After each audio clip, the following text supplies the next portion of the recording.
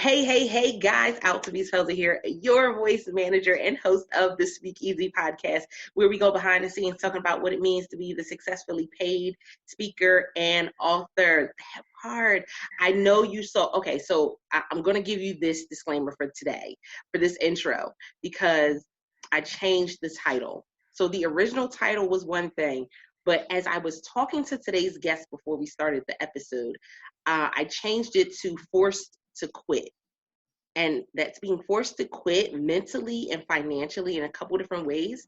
But I think where everybody is right now mentally, we've been forced to quit. We've been forced to quit the excuses. We've been forced to quit when it comes to what we thought success really meant. Like, oh my goodness, this episode is going to be jam-packed. I'm going to try to get as much in as I can.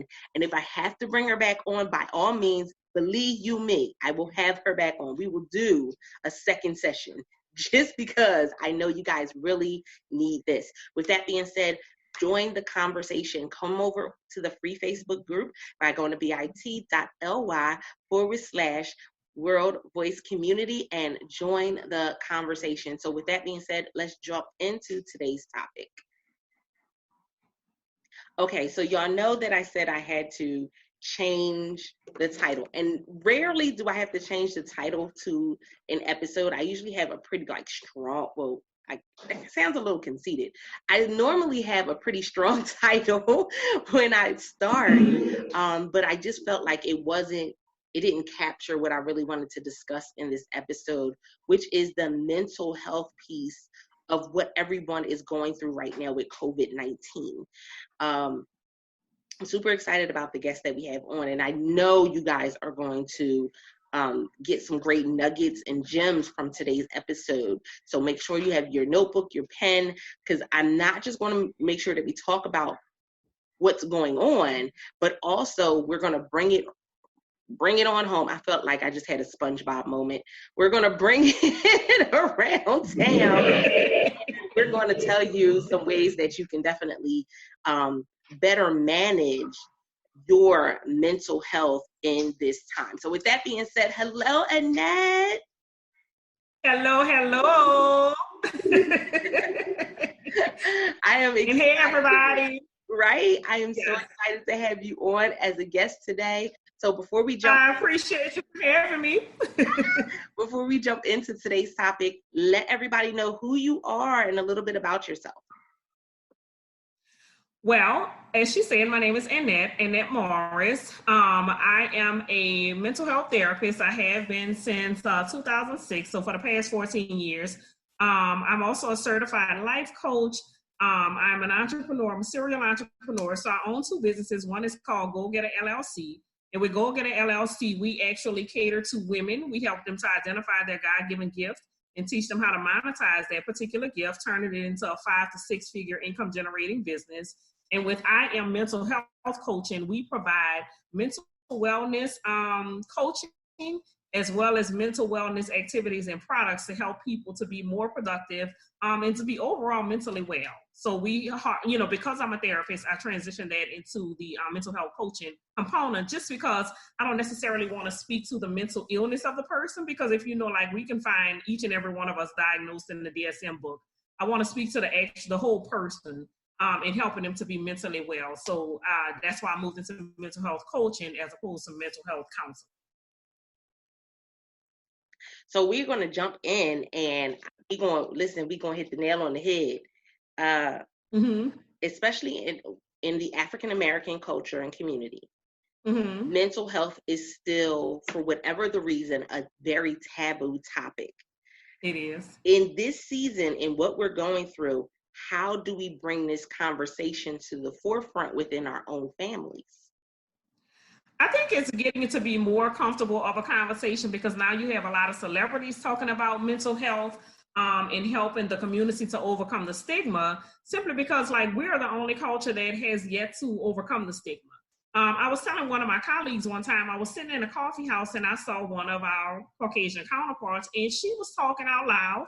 And she was like, yeah, I went to see my psychiatrist yesterday. I got my meds. So she was part of a study group.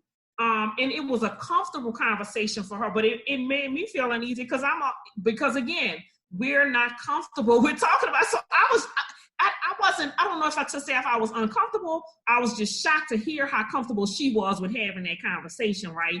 But in reality, I was like, we should all be comfortable with having that conversation because we all deal with something, it's some type of mental struggles every now and then. And sometimes it warrants medication, sometimes it doesn't, but we should be more comfortable with having that conversation. In our community, we are the only ones up until this point that have not been. But I think thanks to Taraji P. Henson and people like Charlamagne the God and all those that have had struggles and mental health issues, and they are comfortable with talking about it, I think we as a community are gravitating more towards talking about the mental illness that we deal with and how we work through it or whatever. But I think we're more comfortable with having a conversation now. I love that. I know that, having that conversation, especially between the generations, because each generation looks at it and handles it a lot differently, Absolutely. has been a major win when it comes to, okay, this is not closed behind the door conversation anymore. Let's bring this out to the forefront. So I definitely agree with that. Man, and even when we think about it, literally maybe like 5 years ago, 10 years ago, us hearing a celebrity, committing suicide, like it completely baffled our minds as we forget that the things that I have don't change what's going on the inside. And so sometimes we got to go back and say, am I using the things to try to substitute the work I need to do on the inside? That part. Inside, absolutely. Yeah. And now I do have sometimes oh yeah. Yeah, we attempt to use that to pacify what's really going on as opposed to addressing the root issue. And in a lot of cases, the things that we're going through mentally are very treatable. Sometimes it's not, again, it doesn't necessarily warrant medication, but it does warrant you to pay attention to it and address the issue. And sometimes we're so good at covering it up, especially in the Black community. Don't talk about it outside of the house. We don't discuss this, all that type, the secrets that we have to bury internally, you know what I mean? Because of the older people that told us we don't discuss problems outside the house. Those things have never helped us to heal, because we have to talk about it and address it to heal from it. If we're never talking about it, we're never healing from it. Oh, that part, the healing.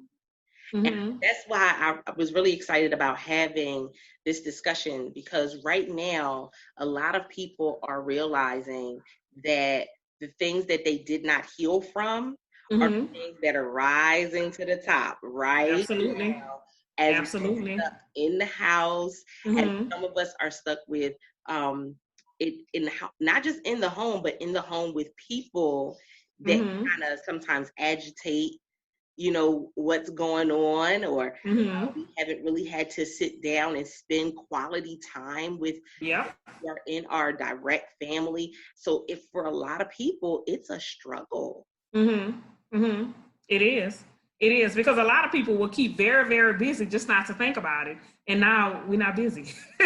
You're alone with your thoughts. You're alone with whatever your issues are. You are alone with it, and you having to face it. And at this point, if it's something that, if you're 40 years old and you're battling with your 4-year-old inner little girl, you know what I mean? Like, you have 36 years of stuff that's compounded, and you have no idea how to deal with all of that. You know what I mean? Like, you literally have to break down all of these walls to go back and address the 4-year-old little girl to help her to heal, that will in turn help the 40-year-old lady to heal. But you don't even know how to start doing that.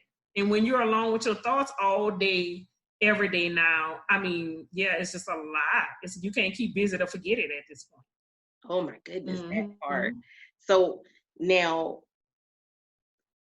some people call it adjusting to a new normal.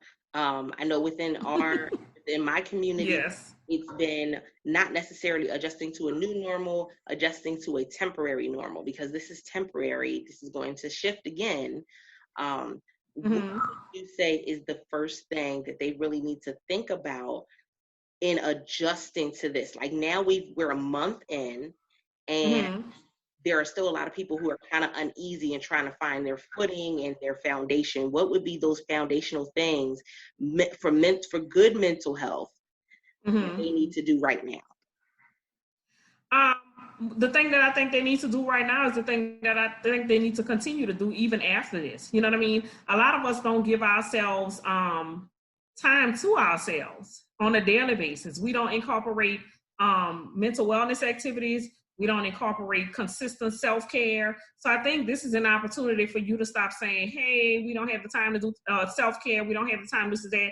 Find the time to incorporate it into your daily life now and then maintain it thereafter. Because if you maintain a self-care routine on a consistent basis, then a lot of times you can overcome the struggles associated with depression and anxiety and everything, because life is going to happen even after all of this, whether we maintain a new norm or go back to the old norm, whatever it is, life is going to continue to happen. It could be COVID-19, it could be, swine flu. We don't know what it's going to be after this is over, right?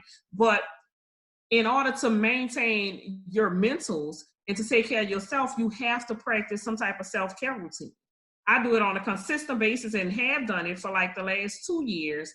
And it's really like I'm not having anxiety as a result of everything that's going on. First of all, because I work from home normally, there are times that I like to get out the house and go to the coffee house and work just to, have a different climate. But because I have a consistent self-care and mental wellness routine, I'm okay mentally. Now, would I rather get out this house and stop being a homeschool teacher? Yes, I do. I don't want to do that role. I want to get this right. People who are calling to it. What did I do to get sent back to high school? What was that? Could somebody alert me to what I did to get sent back to high school? I thought I was good. I think I was okay. That part. And even that for a lot of people has just been. If it was a sin, forgive me for it. Right, exactly. Please tell me, show me. Please show me.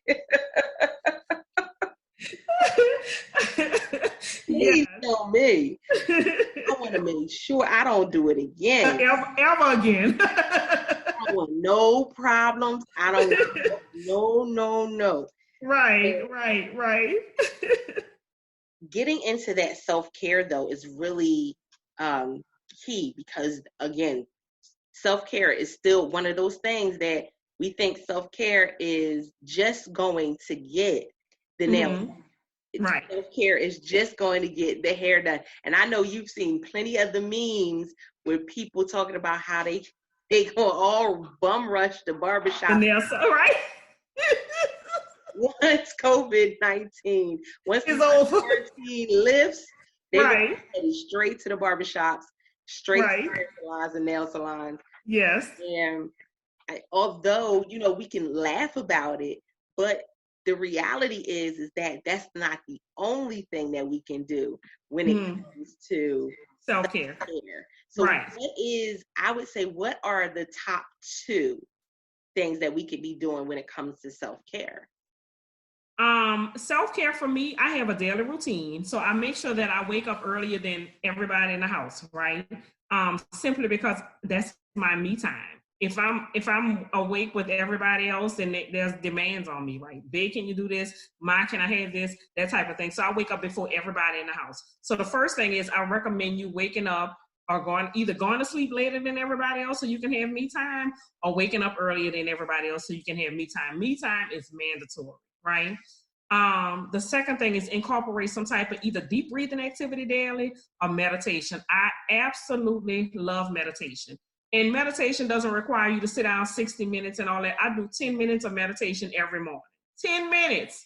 Now, if you don't have 10 minutes out of a 24-hour day, we need to have a talk. Exactly. At this point, you have no more excuses. No more excuses. Even after this is all over and when you resume regular life, you still have 10 minutes to give to yourself to have, get your mentals aligned, have your day aligned. When I meditate, it gives me the opportunity to align myself mentally, prepare myself for the day. When I skip my meditation, if I wake up late, because normally I wake up between 3:30 and 4 o'clock every morning. If I wake up like 5 o'clock for some reason, I don't overslept, I skip my meditation, the rest of my day feels like completely rushed. I feel like I'm all over the place. But when I meditate, I can accomplish so much more because it just aligns me. And those are things that I recommend. I recommend giving yourself time away from everybody. So like I say, either waking up earlier or going to bed later, and meditation. Those are my two musts for every day. Even in quarantine, I still wake up between 3:30 and 4 o'clock every morning and stay consistent with their routine because I just need it. Definitely. Oh my goodness. I'm an early riser too. So 4 a.m. I'm normally up. I'm doing my devotion. I'm putting my worship music on. I'm setting the atmosphere for the day. Right. I'm like in a house where I have 4 teenagers, 1 in college and 3 in high school. I'm like, eyes is crossed. By 10 a.m., folks is up at laptops trying to do schoolwork, and I'm just like, I don't know. This, and it's interesting because I was talking about this in another, I think in one like a live stream or something, and I was like, I understand. This is not what we had on our vision board for 2020. Absolutely not. It didn't even make it to my thoughts, let alone my vision board. Like, this is not on the SMART goals. This is not on the vision board. No. So a lot of people are like, no, this is not what was on that. You see, this is the pictures that I put on. Right. This wasn't on it. It wasn't on there. There was no quarantine on there at all. At all. But it brings me to my next point, which is really a major thing. And somebody somewhere is going to get their whole life for this part. Speak Easy podcast listeners, I do love you. I promise you I do. But when we think about being forced to quit, there are many that are being forced to quit their job. They're being fired and furloughed from their job. But I also want to look at the fact that we're being forced to quit our excuses. We've been forced to quit them. You said you needed time. You got it. You said you needed money. A lot of y'all have it because we're not spending as much time. I mean, we have to look at it and adjust our vision for it a little bit, or, what we're looking at. Right. We're not spending money to go back and forth to work. Those of you who commuted, you're not spending money for gas. You're not having to get up as early. There's things that you don't have to do right now that cut back on what you've had to do in the past, what was necessary. Right. And so when it comes into being forced to quit, I know I said it that's kind of like harsh. Should I say it in a nicer way? That's what we need. Sometimes we need that kick in the butt to be like, oh, okay, let me pull myself together. I think you need to say it just like that. And then say it again for the people in the back that couldn't hear you the first time. Say it again for them. Because we are forced to quit our excuses. Absolutely. Look. Absolutely. So in that perspective, when it comes to the mental, there's a real big journey when it comes to really divorcing your excuses and moving away from what has really held you in a place of comfort and complacency. What does that look like? Like when we sit down with ourselves with a notebook and a pen, okay, now what? Like, am I writing? Do I need to call somebody? What's that mindset when I say, you know what? This is going to be different because I choose for it to be different. Absolutely. So even in my case, I get a lot accomplished simply because I'm a goal setter, right? And I believe in, I have the vision boards, I have all of this or whatever. I set goals annually for the things that I want to accomplish for the year. I'm action driven, so I know I need to take action steps to accomplish all those particular goals. So I'm very goal oriented like that. But there are still some things that were on my plate that had not been accomplished under the name of, oh, I don't have time to get to it right now. I'll get to it. I had 2 particular projects for the past 2 years that was my excuse. I don't know if I want to say it was my excuse. So let me not try to pacify it, right? Because I'm sure that I could have figured out how to, the time to get it done. I just never did, right? So under the name of, I just don't have time, I didn't do it. One was my podcast. Another was a therapy box, a subscription therapy box that I've been wanting to create for, again, both of these projects for the last 2 years, right? Have our own essential oils, therapy dough. The box has, all kind of products that I use and implement in my daily life to make sure that I, am mentally at peace or whatever, right? Then again, that project has been in the works. It's coming, y'all. It's coming for 2 years. They're both manifesting now. I have all of the products for the box, with the exception of the journal. I created a self-care journal, and that is coming next week. It's complete. It's being shipped to me now, so that'll be here next week.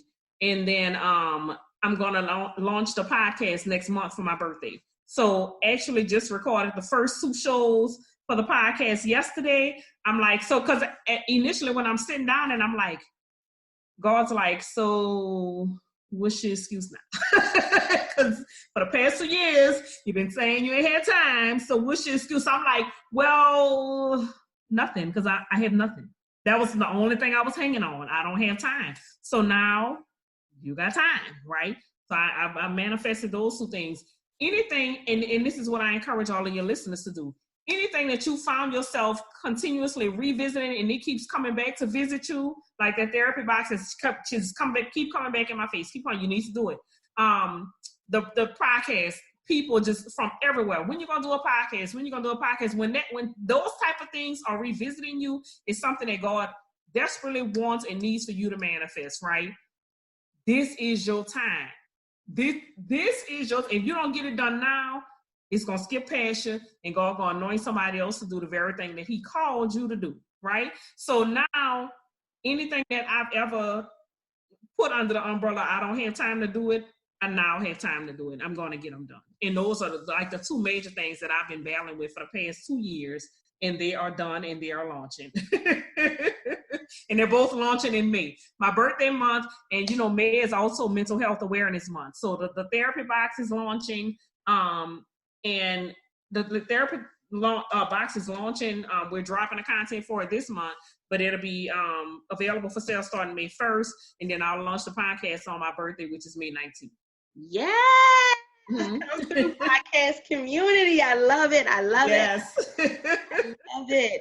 Oh my goodness. And that speaks volumes because people need it. Yes. Like, even when we think about, oh, I should have did something a year ago. I should have did it 2 years ago. When we think about some of those things that, those creative ideas that we have in a notebook on a shelf somewhere, some of those are things that literally people not just want, but need, right? Absolutely. Right now. And it could be the thing that shifts you from having to go back to that job or starting your own business. Absolutely. And that's one of the things, because I've been talking about it like all year, even since last year. Like I've been telling my audience and my followers, like, look, God has given us all a gift, right? Each gift has at least, and this is what we talk about with my Go Get a LLC business. Each gift has at least 5 streams of income. And I've been telling people, like, these are streams that you want to identify. Technology has afforded us the ability to do so much, to reach, have further reach, X, Y, Z, or whatever. Monetize your gift, use the technology, use the resources that God has afforded us to have. This has been I've been standing on the mountaintop singing it and in the valley singing it. So one of my clients called me Saturday. I had a consultation with her Saturday. She was like, you've been saying this for like the past 6 months. You've been saying it. I said, I done felt like the girl crying in the wilderness. I said, but I've been saying it because God has literally put it on my heart to keep repeating it, to tell people, hey, monetize your gift. So now if they had listened back then, you understand what I'm saying? You would have money flowing from your God-given gift right now, and it wouldn't be impacting you, the fact that you were laid off from a job in X, Y, Z. It's still not too late, But when God put it on my spirit that heavy, I felt like this is a message that he wanted me to keep repeating to people so they can start realizing when you start monetizing your gift, then you're not worrying about if the restaurant closed and if I'm a waitress and I have to go back. I may not ever go back. Even when the federal government was down, I know you've seen the article floating about the two ladies that started like a cheesecake business or whatever, right? When the federal government was on shutdown, they had federal jobs, they weren't working, they started their cheesecake business and never returned to the job. Listen, oh my goodness. I was just telling somebody that because I said early last year, I did a training teaching people how to create community partnerships. And I said, if you're an author, Barnes and Noble and Amazon should not be the only places where you're selling your books. And I said, there's so many opportunities within, you know, what you're doing, like where you are right now. And so one of the women who took the course, she sent me a message like 2 days later. She said, the Lane Bryant in my area has 3 locations. The owner is the owner of 3 locations, and said that I can do a table out in front of the Lane Bryant to sell my book. And this was before her book was even published. And I said, that's community partnership. That's what it is. Right. Think about if you're doing that and something like this comes up. A lot of our local businesses that had an online presence, they've gone to their online presence. They haven't shut down. Absolutely. It's the ones that didn't know. Exactly. And that's what I've been saying. Because my topic for today, I'm doing a live today, is called Pivot, Not Pause, right? And I've been selling my coaching. Wait, you're not going to just slide past that. That's my favorite word. Say it again. Pivot, not pause. That's my thing, right? So I've been telling them, like, look, the things that you all, I'm gonna use, for example, I have a client that's an artist. She is brilliant. She does beautiful, work or whatever. We had just launched her mobile paint party services, right? We had just launched it the Saturday before everything, all hell broke loose or whatever, right? So she had started booking parties. Even before, when we were dripping content, she started booking parties before it was a full launch. So she's like, well, now I can't do it because, I don't want to go to these people's houses and set up and this and that. I say, hold on, we're not going to pause it. We're going to pivot. Now you can do the packaging and do a drop-off, right? Same service. You just not there doing the setup. They have to set it up themselves. You do the drop-off. You have everything in it, all of the canvas, paint, drawing, everything in it. You do a drop-off, and then you keep going, right? Still the same service. You just pivoted. You're not providing the service. You're not doing the setup. You're still providing all of the supplies, right?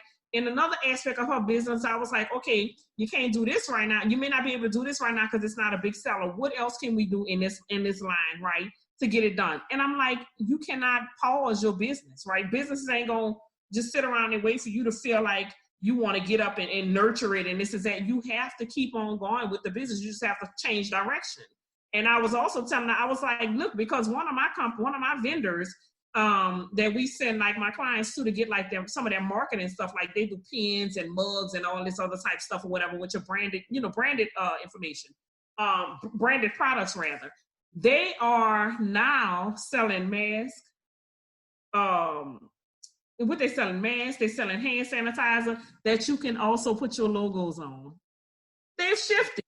That's it. They pause their business because in their mind they're saying, well, people are not marketing or they're not networking right now or they're not vending, so they don't need mugs and ink pens. They need hand sanitizers and masks. So we're going to put y'all logos on this right here, and this is what we're selling. They've pivoted. They haven't paused business at all. That one even better for you. Listen, we just gonna keep this. We just gonna keep this going.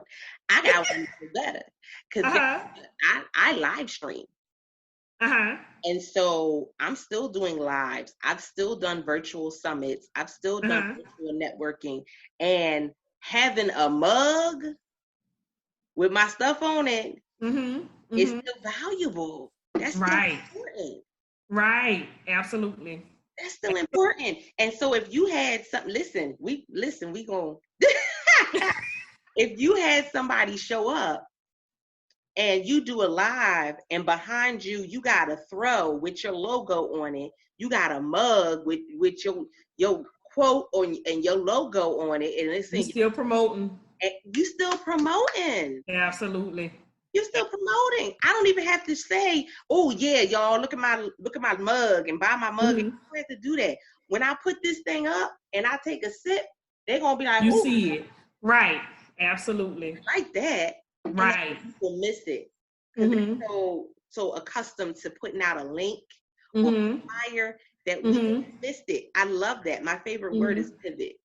Right. Pivot. Having that looking at your situation from a different vantage point, because guess what? You can turn anything around.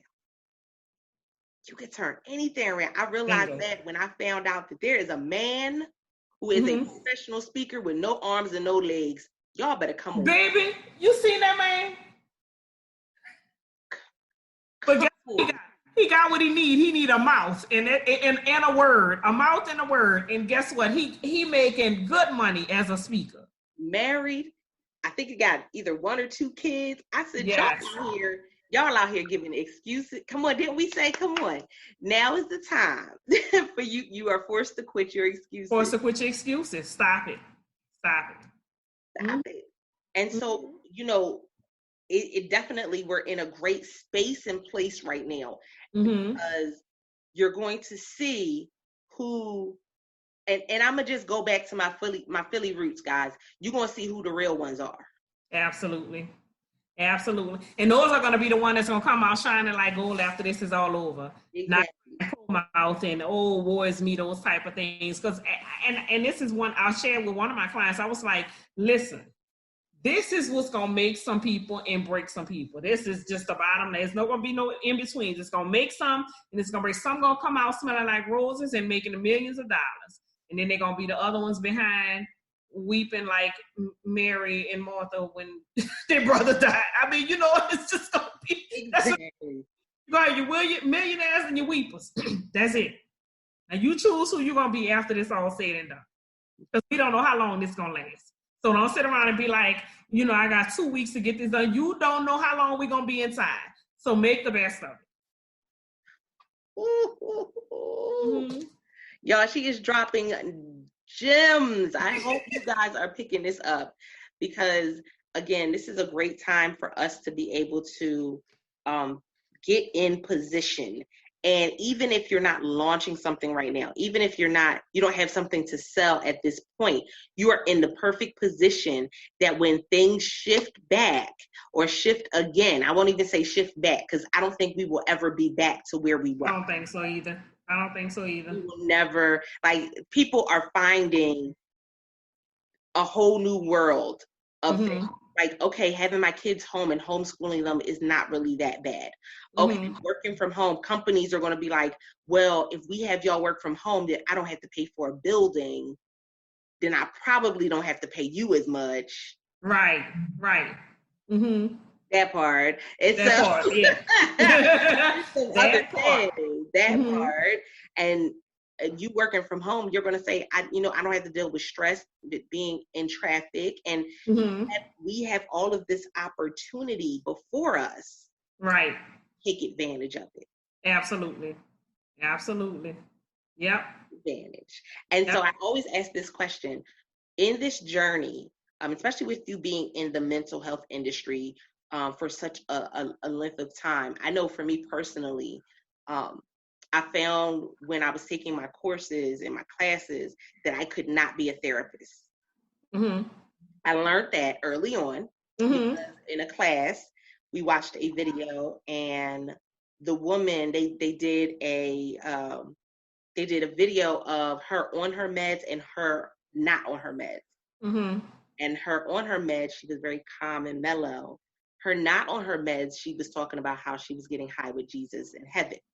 And so, my face, there is no poker face. So you can imagine that I went from, wait, what? What did you say? To, okay.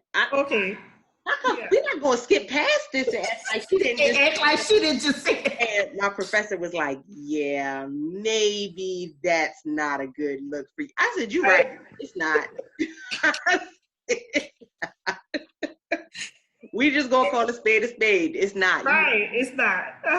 Okay. I can help the people. I just can't help them in that way. That's just not right. But, Right. in 15 years of being in the mental health, first of all, in 15 years, there has been a lot of significant changes in the mental field. But can you look at anything where you say, that's kind of been a blunder, that's kind of been a misstep, if either for yourself or just for the mental health field at large? Have you seen anything that you look back and say, that didn't take us in the right direction? So let me tell you what happened with me. I've always known that I didn't want to be a therapist, a practicing therapist forever, right? So I graduated in 2014. I think I got out of practicing therapy about 4 or 5 years later, right? And moved into the administrative component. So I started running a couple of behavioral health agencies. And then I moved into the consulting capacity where I would go in and, make sure they were compliant, those type of things or whatever. I just always knew I didn't want to cater to the mental illness aspect of people. And one of the things that really kind of threw me off, first of all, the forefathers of therapy, counseling, all of that or whatever, they don't look like us. Okay, so we're going to start there. They don't look like us. And therefore, when you medicate a single mother who is depressed, right, and you're medicating her for depression, sometimes you're really not addressing the root of the problem, right? Because she could be circumstantially depressed, right? She's depressed as a result of her circumstances and not clinically depressed, right? So her circumstances may be she's a single mother, she's not making enough money to provide food for her children, right? So now she's depressed as a result of her circumstances. But you give her medication and it still does not change the circumstances. I don't think all issues warrant medication. And because you're not sensitive to the needs of us, you feel like depression, she's exploring these symptoms, medication is going to be the answer. And it's not, because at the end of her taking all 30 days of those pills, her children's still going to be hungry. Her circumstances are still the same. She still doesn't have enough money to provide for her family. That doesn't warrant medication. That warrants access to resources, which is, for me, mental health coaching, helping you to access resources, figure out how to reconfigure your family in a way that you are not experiencing depression, right? But because our counterparts don't understand it and they don't share in those struggles, they treat us like they typically treat clinical issues. All issues now we have clinical issues, but all our issues are not clinical. A lot of them are circumstantial, right? And so that's what made me not so comfortable with the field. I love it. I definitely think it's a need, but I think that there is a whole part that is not factored in to properly treat us, is what I feel. Woo! Ned, I'm like, okay, I'm trying not, I best not to hold you. We'll be here all day, and the people will be like, did she do a 6-hour show? What happened? This was 6 whole hours. 6 whole hours? What did they talk about for 6 hours? Y'all, listen. And it was interesting because when I started my journey into social work, it was because I saw my mother was a foster mother, and so I saw what was going on with the foster care industry, and her being the on that side of it, and then me taking classes and being on the other side of it. I kind of got a better understanding. The best of both worlds. Right. And so I just, it was interesting to me because I guess people think that people in the mental health industry, they think that you have it all together. That's a lie. Because even a lot of us have therapists.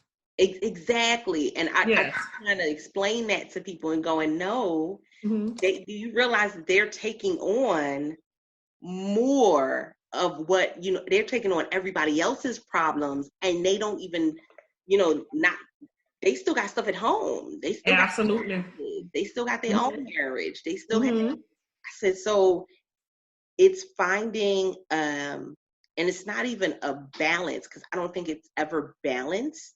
That's an illusion. Balance is an illusion.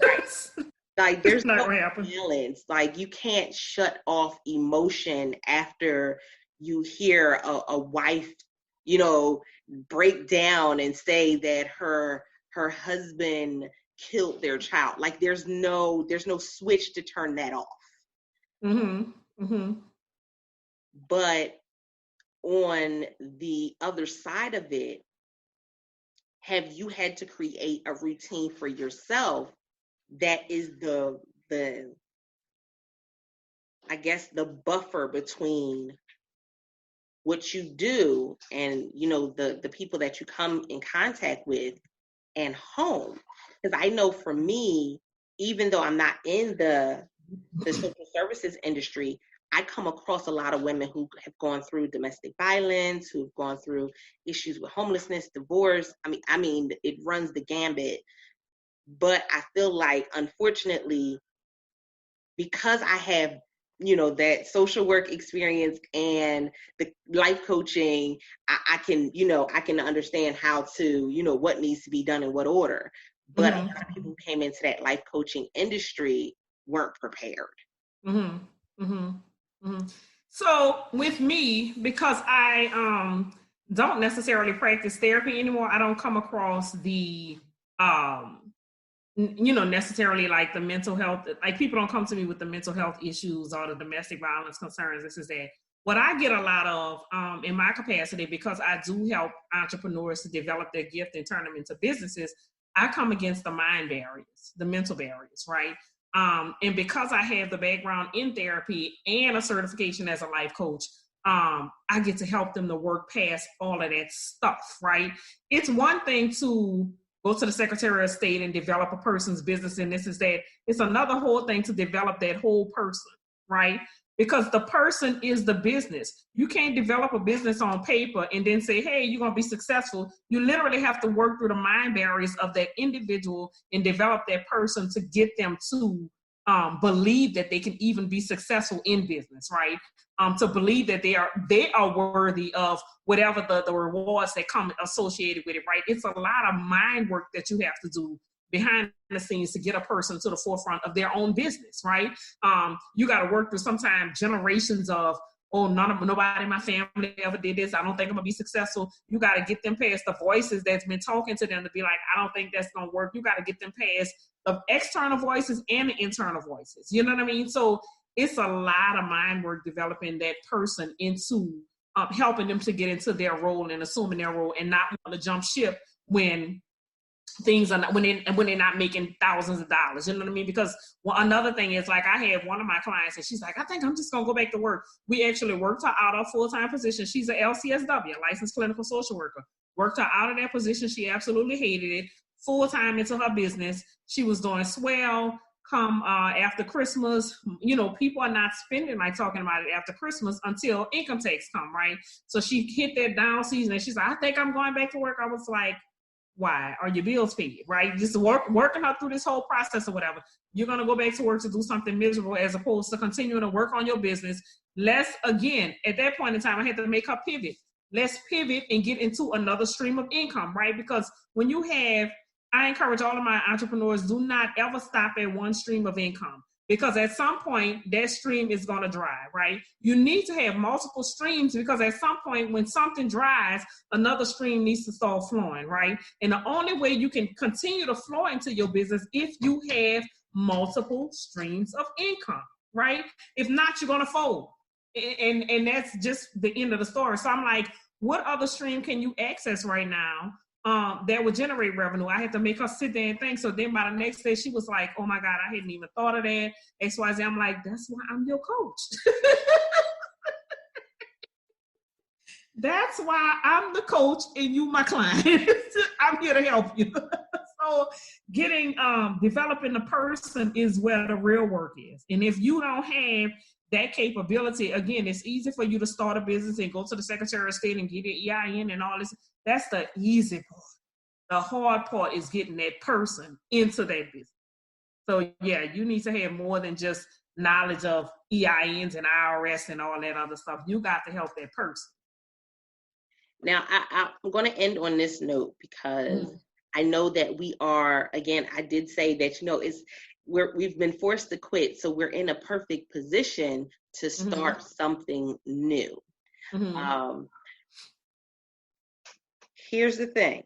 Now, I know, and you know, that when people decide they're going to start something new, they say, oh, well, that person did this, so I'm going to do what that person what that person did, because they made 6 figures, so I'm going to make 6 figures doing what they did. Before they come to a coach to say, I am ready to start something new, what should they have on paper? I'll say, what are 3 things they should have on paper? The first thing is they should have a name to the business. Let's start basic, right? Because I know a lot of people come to me and they're like, oh, I haven't even thought of a name. If you're going to do a business, the business needs a name. It needs its own identity, right? So have some names picked out. And I always encourage my clients to have at least 3 names picked out. Reason being is because if you go to the state and you have a name that somebody else is already using, in most cases, that state is going to deny it. I know the state of Louisiana will shut it right on down. You can't use it because it's already being used. Most states do. So have at least 3 names picked out for the business, right? Have an idea of who your target audience is, like who are you catering these services to? Because a lot of times they go into with the mindset of, oh, I'm just going to sell to everybody. No, the hell you're not. You have a target audience that you are designing this service or product for in mind when you started out, right? Who is that person, right? Get an avatar for that person. Get your target audience together, right? And know who that person is. And what are you selling them, right? Is it a product? Is it a service, right? And I always recommend doing a combination of the 2. Reason being is because with my business, we have both. We have a service-based and product-based, right? During the beginning of the year, when people are getting income taxes, they're interested in coaching, they're interested in services, they're interested in business development, they're interested in all of that. By the last quarter of the year, our services suck. We sell more products than services because now people are in the mindset of holiday shopping. They want products, they want this, they want that. New Year's, they want planners, all this. So we sell way more products than we sell services at the end of the year. Make sure that your business has enough to sustain throughout those dry seasons or whatever it is. So figure out what you're selling them, who you're selling them to, and have a name for the business.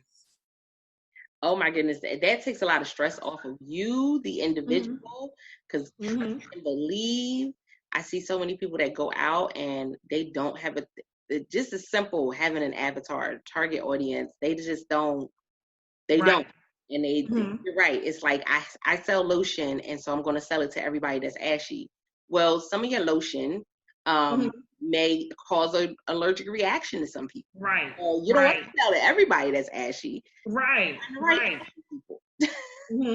Absolutely. Like one of my clients, she has an eczema cream. This is specifically for people with eczema. It's an eczema type lotion or whatever, but it treats eczema. So this lotion is not for everybody. It's for people with eczema. Then that's your target audience. You know what I mean? So you have to figure out who you're targeting with your services and target just that population. Yeah, you're going to have some outliers and some other people that don't necessarily fit into that mold, but target your mold, because there's a million people in that very fine target audience. You don't ever have to feel like there's a scarcity of people. It's not. Target your target audience.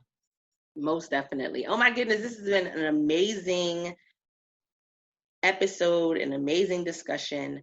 Yes. And let them know where they can find you and how they can reach out to you for more information.